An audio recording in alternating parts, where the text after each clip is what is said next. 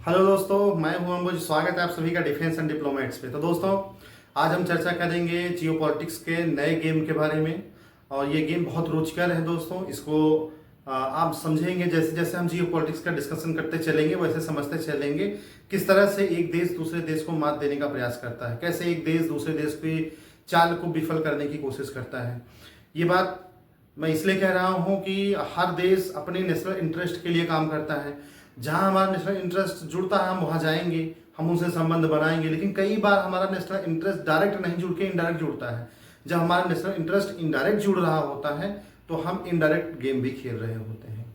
जियो politics में international relation एक game है, चेस की तरह, शतरंज की तरह। इस शतरंज के गेम में कभी अमेरिका रूस को तो कभी रूस अमेरिका को मात देते आए हैं। ये दशकों की कहानी है, आपने सुना होगा कई बार, कई घटनाओं में। सबसे बड़ा झटका रूस को लगा था अमेरिका से, जब रूस का विघटन हो गया था। कहीं कहीं इसमें अमेरिका की पूरी चाल रही है।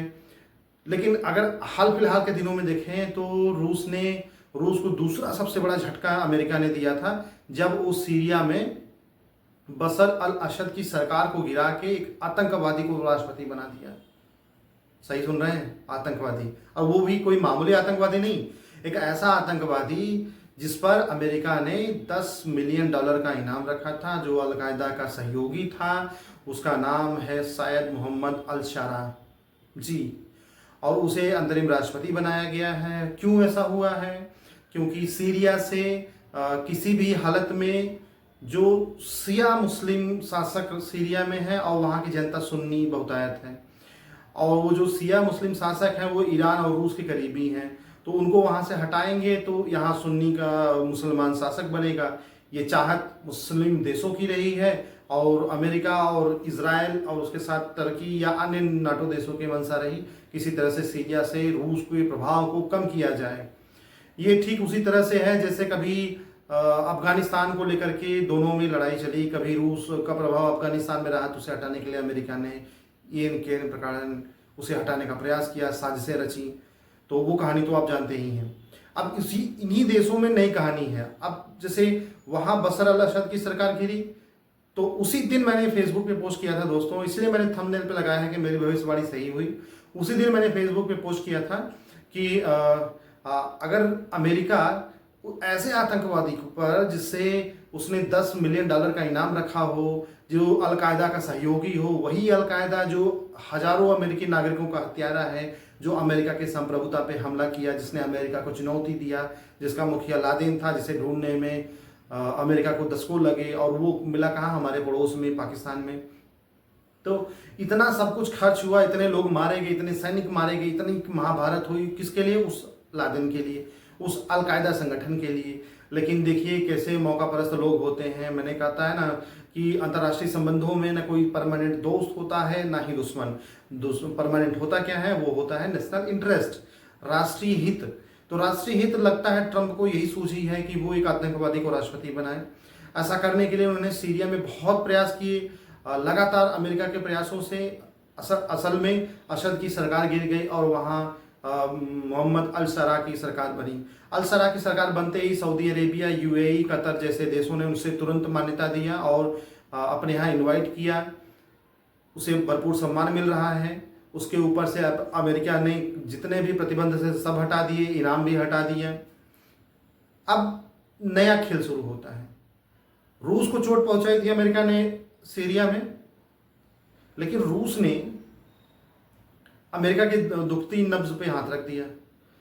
ट्रंप चिढ़ते हैं किससे? अमेरिका किससे चिढ़ता है? अफगानिस्तान से। अफगानिस्तान में किससे? तालिबान से। हाँ, जबकि हमला तो अलकायदा ने किया था, लेकिन उसे दिक्कत तालिबान से है, क्योंकि 20 साल तक 20 साल तक अमेरिका तालिबानियों से लड़ता रहा और हार के चला गया। और इतना ही नहीं, अपने हथियार भी छोड़ गया। उन्हीं हथियारों से आजकल तालिबानी जो है पाकिस्तानियों को ठोकते हैं। सही बात है, उन्हीं हथियारों से अपने देश की सुरक्षा करते हैं, सीमाओं की। पाकिस्तानी चौकियों को उड़ा देते हैं। तो दोस्तों, आज हुआ क्या कि रूस ने तालिबानी सरकार को मान्यता दे दिया। ऐसा करने वाला रूस दुनिया का पहला देश बना। पुतिन इस बात पे विचार करने में जरा सा भी नहीं झिझके। कि हमें तालिबान को मान्यता देना चाहिए कि नहीं देना चाहिए। असल में जहां दुखती नब्ज हो वहां आप प्रहार करिए।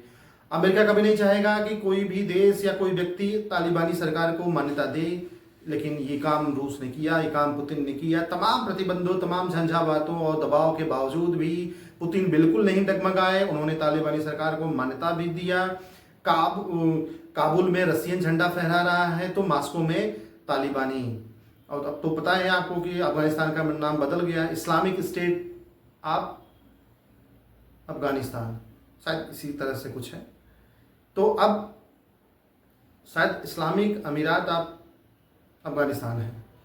तो अब यहाँ गेम क्या होगा? गेम ये होगा कि जिस अफगानिस्तान को अलग थलग करने का प्रयास पाकिस्तान आजकल कर रहा है और अमेरिका पहले से करता रहा है, उसे ब्रिक्स में हो सकता है, एससीओ में हो सकता है कि रूस के साथ अन्य किसी तरह के सैनिक गठबंधनों में, व्यापारिक गठबंधनों में देखा जाए, बड़ा मंच मिले, उसे मीडिया मिले। क्योंकि रूस वो हर काम करेगा जो अमेरिका का विरोध हो सकता है कि अफगानिस्तान, ईरान और रसिया मिलकर एक नया गठजोड़ बनाए, एक नया संगठन बनाए। क्योंकि देखो, तीनों का दुश्मन कौन है? कॉमन दुश्मन है अमेरिका। और अमेरिका के सहयोगी इन तीनों के पड़ोसी हैं। जियोपॉलिटिक्स ये कहता है कि आपका पड़ोसी आपका मित्र कभी नहीं हो सकता। तो जो पड़ोसी का पड़ोसी है या जो शत्रु का शत्रु है वो आपका मित्र हो सकता है। तो शत्रु अमेरिका है, तालिबान का भी शत्रु अमेरिका है, रूस का भी शत्रु अमेरिका है, ईरान का भी। तो मुझे लगता है तीनों मिलकर कोई एक संगठन बनाएंगे और उस संगठन को आगे ले जाएंगे।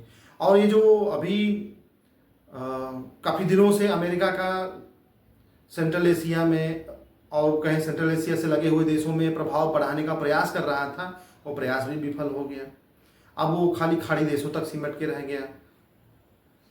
अब खाड़ी देशों में जहां अमेरिका के प्रभाव है, उस प्रभाव को भी चोट पहुंचाने का प्रयास किया जा रहा है। ईरान को मजबूत करने का प्रयास किया जा रहा है, अफगानिस्तान को साथ लाने का प्रयास किया जा रहा है। दोस्तों, मैं आपको बताऊं, ईरान में न्यूक्लियर प्रोग्राम चलेगा, पूरा होगा, उसे अमेरिका, इजराइल नहीं रोक सकते।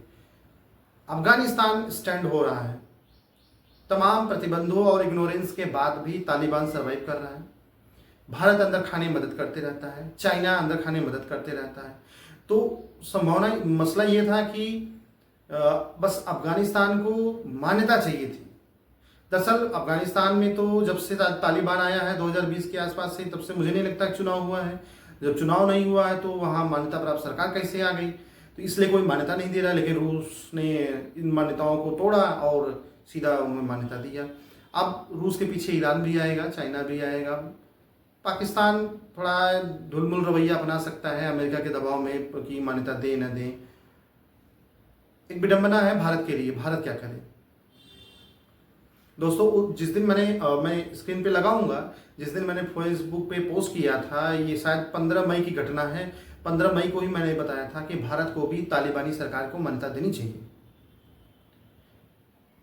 अमेरिका पाकिस्तान का ऑपरेशन सिंदूर में खुल के साथ दे रहा, हथियार दे रहा, आपके दुश्मन को बुला के वहाँ व्हाइट हाउस में भोजन करवा रहा है, पीठ थपथपा रहा है, और आप जो है एक सरकार को मान्यता नहीं दे सकते।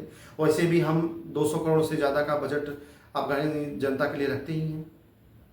तो हमें सरकार, तालिबानी सरकार को मान्यता देना चाहिए।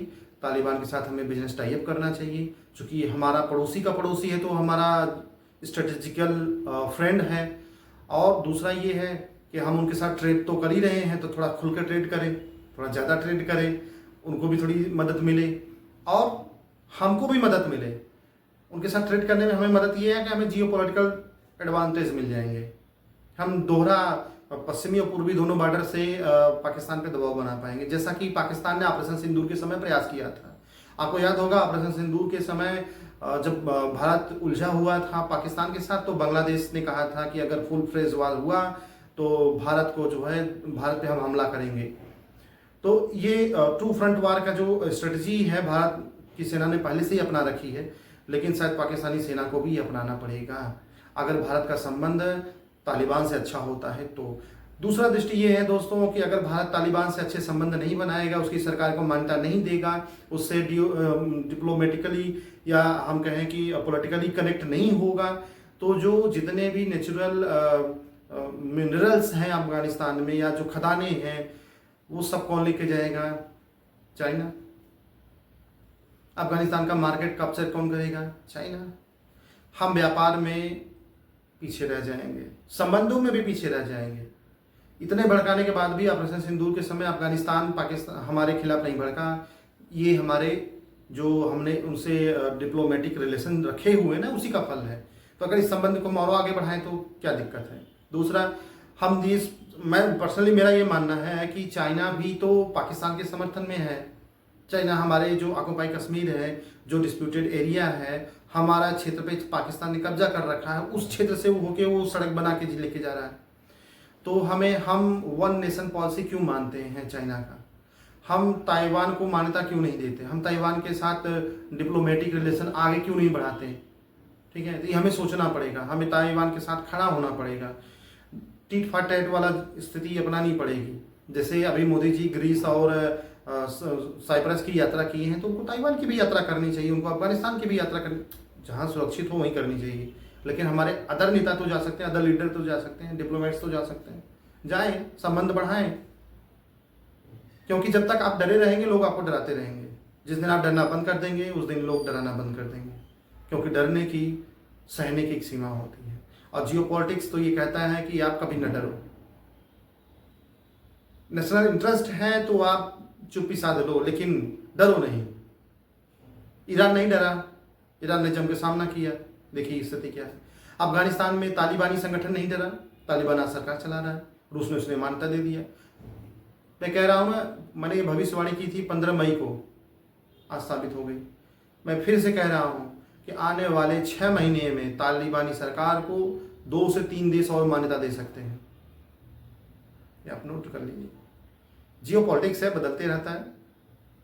ट्रंप के लिए चुनौती है, भारत के लिए भी चुनौती है। भारतीय सरकार की अंदर से मंशा होगी कि तालिबान से संपर्क बढ़ाए। भारत की जनता का अफगानिस्तानी जनता का आपस में संबंध बहुत अच्छे हैं, जिसको पॉलिटिकल साइंस की भाषा में पीपल टू पीपल कनेक्टिविटी कहा जाता है। वो बहुत अच्छा है। बस अच्छे होने हैं तो वो है डिप्लोमेटिक और पॉलिटिकल रिलेशन। अफगानिस्तान में जो तालिबानी सरकार है, इसके पहले तो हमारे उनके साथ अच्छे संबंध थे। हमने उनको सार्क का मेंबर भी बनाया हुआ था। लेकिन परिस्थितियां बदल गई, ये दोनों में वार चला, अब तालिबान आ गया, तब से अब तक चुनाव नहीं हुआ। ये कई सारी बातें हैं। लेकिन इन बातों का निचोड़ ये है कि रूस ने बड़ा अच्छा किया। रूस ने अमेरिका को पटखनी दिया। अब देखते हैं कि अमेरिका इसका जवाब कैसे देता है। और देखना ये होगा कि बाकी देश कब उसे मान्यता देते हैं। देखना ये भी होगा कि भारत क्या करता है, भारत का स्टैंड कहाँ रहता है। और देखना ये होगा कि कब बड़े मंचों पे तालिबानी गवर्नमेंट दिखाई देगी। ये भी दिलचस्प है कि क्या तालिबानी गवर्नमेंट अफगानिस्तान में चुनाव करवाएगी, अगर करवाएगी तो कब और किस तरह की चुनाव, किस तरह की सरकार वहाँ अपने आप को प्रेजेंट करेगी। अभी तो सरकार एक है कि जो कंट्रोल कर रही है, पर वो दुनिया के सामने खुद को कैसे प्रेजेंट कर रही है, ये देखना दिलचस्प होगा दोस्तों। इस तरह के समाचार हम आपके साथ लेके आते रहेंगे। सूचनाओं का परीक्षण करके, विश्लेषण करके तथ्य आप तक पहुंचाते रहेंगे। आपको मेरा चैनल पसंद आए तो लाइक करें, सब्सक्राइब करें। तब तक के लिए गुड बाय।